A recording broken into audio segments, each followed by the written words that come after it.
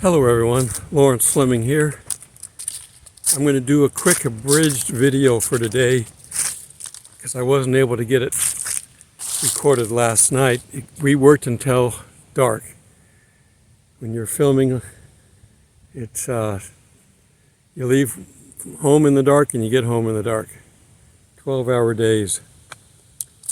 So anyhow, this will be a short one.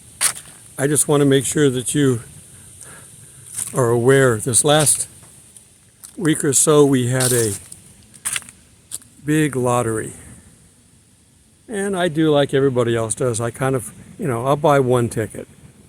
Buying 2 or 3 or even 100 isn't going to improve your odds a whole lot. The likelihood of them being any good is millions and millions to one. So what I wanted to talk about is I don't have a problem with gambling as long as you're careful with the money.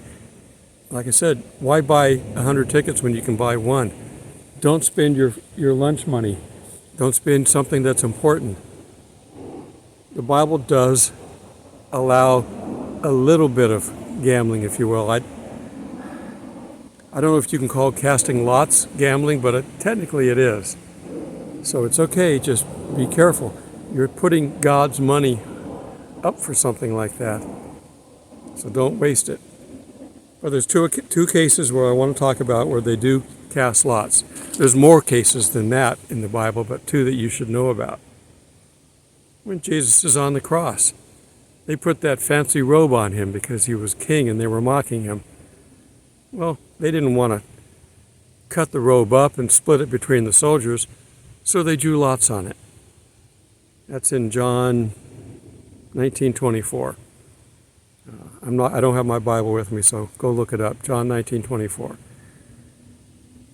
And the other place where they cast lots that I want to talk about is in Acts chapter 1:26. They were meeting. They had some important business to deal with. They were down one apostle. Judas was gone. They needed to pick a replacement. And they had 2 candidates. They wanted to figure out which one should be in the group. They prayed about it, and they pray about it, anytime. If they're civilians, they don't have to pray about it, but Christians better be praying if you're going to cast lots. And Matthias won, so he became one of the inner group. I'm sure the other guy was just as loyal to the group, but you only get one. That's why you cast lots, so you can't say, well, there's favoritism here. And that's really the reason for doing it. If you can't decide and you need help, pray and let God show you which way to go. In essence, we do that in anything that we do. If I'm asking God, where do I go? Do I go north or south? If I turn the TV on and I'm watching North by Northwest, there's a clue. God can speak to you. Or, the news may come out and say, there's a storm potential in northern Georgia. He finds ways to get his message across. And finally, when you get right down to it, if you make a decision to do something, God understands how I work. If I'm blocked, he doesn't want me to do it. If the doors are open, he wants me to do it. And I don't have a problem either way. I prefer that there be something guiding me besides my intuition, which doesn't work most of the time. So anyhow, as we're waiting, if you're trying to decide what to do, pray about it. Listen for God. If you don't get it and you have a simple 50-50 choice, do lots on it. You say, well, how can I do that? Well, you can write your choices on a piece of paper and throw them in a hat. Pick one. That's okay. God understands what you're doing, and he'll help you. And if for some reason you picked the wrong one, you make it clear. God doesn't want us to be down here wandering around aimlessly, not knowing what to do. If you're not familiar with how to do this, you may get it wrong the first few times because you're not hearing God right. But once you do this enough, you're going to pick up on what God is telling you every time. The wind is blowing. I know we're in the 30s out here, but I don't know how low. We got down to, I think it was 31 this morning. So winter is here for sure. And I go back to camping Tuesday. Tomorrow I got one last day. I got to do my laundry and all the things that I need to be ready. I got to get my car loaded up. And then I got to head to my site. So I'm 5 days at my next site and then 10 days at the next. And then I got to decide to do where I'm going to go after Thanksgiving. I don't do Thanksgiving with anyone. My son's not back yet, so nowhere to go. So I will have my microwave and I will have a turkey TV dinner. I've done this many years. There's a few times when I was out I went to high school in Reno. But later on, when I was living in the Bay Area, San Francisco Bay Area, working in Silicon Valley and that, I'd go home for the holidays. And one time we had a big snowstorm and they closed the pass. So I found a motel room. They had a microwave in it. I walked over to the store and bought at that time, a Swanson TV dinner. And I was able to cook that, and that was my Thanksgiving meal. They opened the pass the next day, and I drove in, and I got to eat plenty of leftovers, but I wasn't there for the big meal. Nowadays, I'm better off to skip the big meal. I don't need the wait.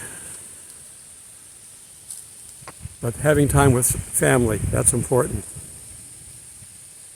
As we get closer to the rapture, which is, it's been imminent, and it's been imminent for some time, but it's still imminent.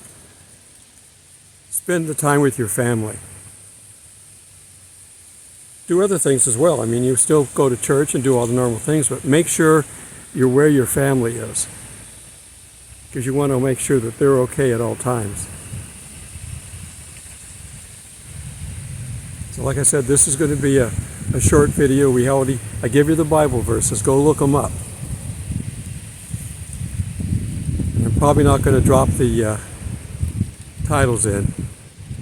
I don't know. I might. I've got to edit this, but I've got to do tomorrow's video as well. And I'm still writing that, so I'll do that in a little bit. I've got time. We packed all of our work in yesterday. When you're doing any kind of job and you've got 2 days to do it, get as much done as you can on the first day. And then your second day, you won't run out of time. And that's for any job. Even your spiritual job. Do as much as you can one day. And then the next day, if you get done early, put your feet up and relax. We get rest days. We're not 24/7, 7 days a week. God gave us a rest day on purpose because He knows we get burned out. Now, there's times that you may have to work 7 days a week, but there's times you don't. That sun is bright, but it's not adding to the warmth. I'm not feeling any of it here. The wind is still blowing, like I said, and we have a definite cold front, and it's going to be cold all week. The winter season is here. The rapture season is here. But when? Don't know. The election is not quite over yet. They're still counting. You need to contact the people at Sesame Street. Get the count in there. He knows how to count. But then I guess they don't know what to do yet. Both sides don't know what to do because they don't know who the winner is. And I'm sure that they're still trying to manipulate the votes. It's a sad time for this country. The American people, many of them that have voted, are on the right side, but there's not enough. We've been 50-50 split pretty close for a long time, and that's never good. we should be the right people, and I'll just leave it at that, should be in the majority, and we're not. As soon as the bad people realize that they've got complete control, what they're going to unleash on this country and the world is something that we don't want to be part of. We don't want to see. So be safe. Okay, this is short and sweet. I'm going to go ahead and get this edited and posted, and then I'll go start working on tomorrow's video. I should be okay and back on schedule, but Tuesday is a moving day, so I may be late on that one as well. And I'm only there for 5 days, and then I got to move again. That's the only downside to what I do, is the moving. I have to break the camp down, put it in the car, it just barely fits, and go to the next site and put it back out again. And I can't stay the entire time at my second site. It's a state park, but they open it up for 2 days of hunting. We're in hunting season right now, but the park gets opened up for hunting. It's, controlling the total number of deer in the area. If they get too many of them, they eat all the food up and then they starve to death. So you got to keep the controls on. God put us in charge of animals. So that's one case where they do that correctly. I'm trying to move to stay behind a tree, keep the sun off my face. So that's one thing that we do right. There's so much of our government that is not right, but a lot of what the wildlife management people do is correct because they care about the wildlife. So support them when you can. The rest of the government, well, they steal what they can, so we don't have to make up our mind on that. They're just going to come and take it. But you can donate to the wildlife. You can become a friend of a state park and donate there and help them out. All the things that they do, most of it's funded, but some of it's not. Or if it's funded the government way. If you want to do it right, you got to add a little bit more funds.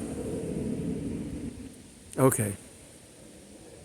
Until we meet in the clouds, God bless.